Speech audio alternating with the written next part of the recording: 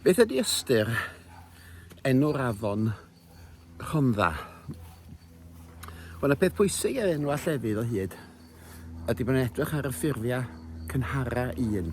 Achos mae enw llefydd yn aml iawn yn newid dros amser efo pobl ni ail ddehongi nhw.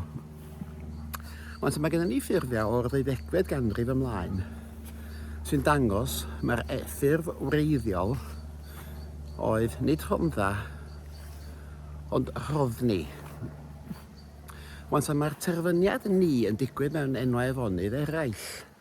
Felly, os o'n i'n tynnu'r ni, mae gennym ni rhodd. Ac os ydych ni'n y geiriaduron, mi welwn ni bod hwn yn perthyn i'r gair adrodd. Rhodd ac adrodd. Os ydych ni'n hellach, mae gennym ni'r ffurf mewn hen Wyddeleg raddedd. A mae hwnnw yn cyfateb. A'r ystyr ydy siarad. Adrodd, ffurf ar siarad ydy hynny, ffurf ar lefaru.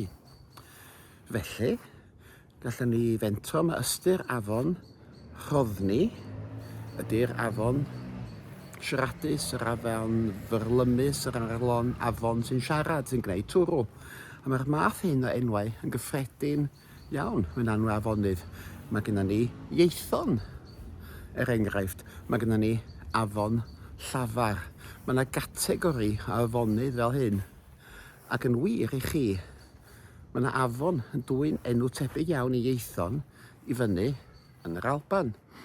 Enw bigdeg ydy hwn, mae'n siŵr, sef afon Ethan, neu Aethyn mewn Scots llafar heddiw. Ond mae Ethan ar y lafar ymysg hen bobl sy'n siarad tafodiaeth Doric.